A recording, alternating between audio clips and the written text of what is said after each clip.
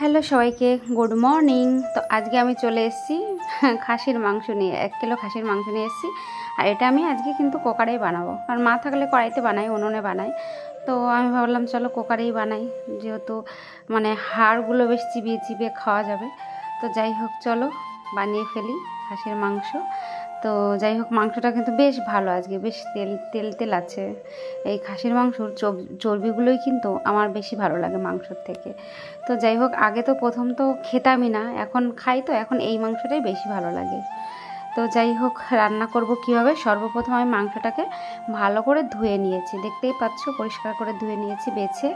তো এখন আমি মানে মশলা করে নেবো, মিক্সিতে মশলা করব, হাতে আর করবো না। আর এদিকে দেখো এত গরম পড়েছে, ঘামাচি উঠে যাচ্ছে, তাই বেশি করে পাউডার লাগিয়েছি গরমে, কারণ রান্না করতে গেলে তো আরও ঘাম বেরোবে, আরও ঘামাচি উঠবে। তো যাই হোক, আমার কিন্তু মশলা রেডি করা হয়ে গেছে। আর এইখানে আমি মাংসের ভেতর সবার প্রথমে দিয়ে দিচ্ছি লবণ, তারপরে দিয়ে দেবো পরিমাণ মতো হলুদ। কারণ লবণ হলুদ দেওয়া হয়ে গেলে এরপর আমি এখানে দেবো হলো যে মশলাটা করে রেখেছি, যেরকম খাসির মাংসতে মানে এমনি মাংসতে যে মশলাগুলো দেয় আর কি, তো সেই মশলাগুলোই দিয়ে দেবো। তো চলো মশলাগুলো এক এক করে আমি সব দিয়ে দিই। এক এক করে না, মিক্সিতে মশলা করলে কিন্তু সব একসঙ্গেই হয়। তো যাই হোক, মশলাটা দেখতে পাচ্ছ ভালো করে কিন্তু পিষে নিয়েছি সুন্দর করে। এমনিতেই মা কিন্তু বেশ ভালো রান্না করে, শাশুড়ি মা। মানে ওনার মতো অত পারি না, তো নিজে যেমন পারি তেমন রান্না করি আর কি। তো যাই হোক, আজকে মা বাড়ি নেই, আমি রান্নাটা করছি। মা থাকলে মাই করতো। আর জানি না কেমন লাগবে, তো কখন যে কষা হবে, সেই কষার মাংসটা খাবো সেই আশায় বসে আছি, তেলগুলো খাবো বেছে বেছে।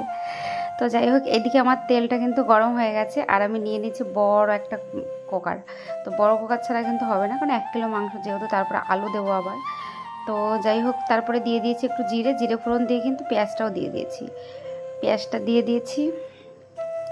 এবার পেঁয়াজটা দেওয়ার পর একটু হালকা ব্রাউন করে আমি ভেজে নিচ্ছি, কারণ অনেক সময় মানে খাসির মাংসতে কিন্তু একটু বেশি পেঁয়াজ লাগে, সেটা সবাই জানে, যেহেতু সবাই রান্না করে সেটা বলার আর কিছু নেই। তো যাই হোক, তবুও মানে আমার দেখানোর দরকার, আমি দেখাচ্ছি, অনেকেই জানে না।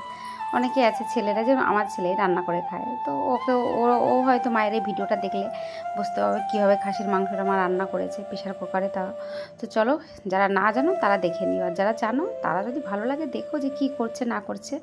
তো এদিকে কিন্তু আমি একটু ঢাকনা খুলে ভালো করে নেড়ে দিচ্ছিলাম, ঠিক আছে, খুন্তি দিয়ে। তো যাই হোক, এদিকে দেখতে পাচ্ছ চর্বিটা আমার হাতে উঠেই আসছে, কি ভীষণ না হেভি হয়েছে। কিন্তু রান্নার পরে চর্বিগুলো সব গলে গেছিলো, আমার একটু মানে আগে দেওয়া হয়ে গেছিলো, একটু পরে দিতে হতো চর্বিগুলো। যেহেতু আমি কষানি খাবো, তার জন্য কষানোর জন্য আমি আগে দিয়ে দিয়েছি। তারপর আবার মানে মাংসটা ঢাকা দিয়ে আরও হলো একটু ফ্যানের হাওয়া খেয়ে আসে, এত গরম লাগছে। আর পাউডার দেখতে পাচ্ছ ভিজে কিন্তু উঠেই গেছে অর্ধেকটা। তো আবার চলে এসেছি রান্না করে, আবার একটু ঢাকনা খুলে মাংসটাকে সুন্দর করে নেড়ে দেবো। মানে দেখো, মাংস কিন্তু কষা, খাসির মাংস কিন্তু যতই নেড়ে কষাবে তত কিন্তু বেশি টেস্ট হবে। তো যাই হোক, মুরগির মাংস কিন্তু আমি অতটা ভালো পারি না, মানে অত ভালোও লাগে না খেতে, আর অত ভালো করে রান্নাও করতে পারি না। তো যাই হোক, কষানো হয়ে যাওয়ার পরে তারপর বাবাকে আর বোনকে দিয়ে দিয়েছি, মানে ননদকে দিয়ে দিয়েছি, দুজনকে। আর আমি একটু বাটিতে করে নিয়ে নিয়েছি। তো খাচ্ছি, বেশ লাগছে কিন্তু।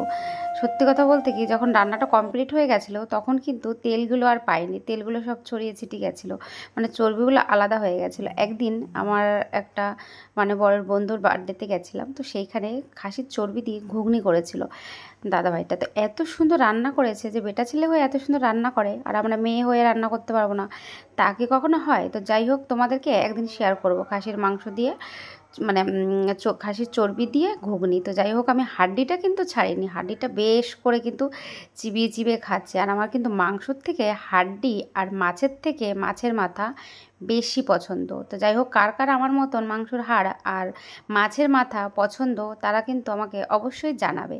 তো আমার তো বেশ ভালো লাগে। এদিকে কিন্তু আমার মাংসটা রান্না হয়ে গেছে, দেখতেই পাচ্ছ। আর চর্বিগুলো কিন্তু সবই দেখো তেল হয়ে বেরিয়ে চলে এসছে।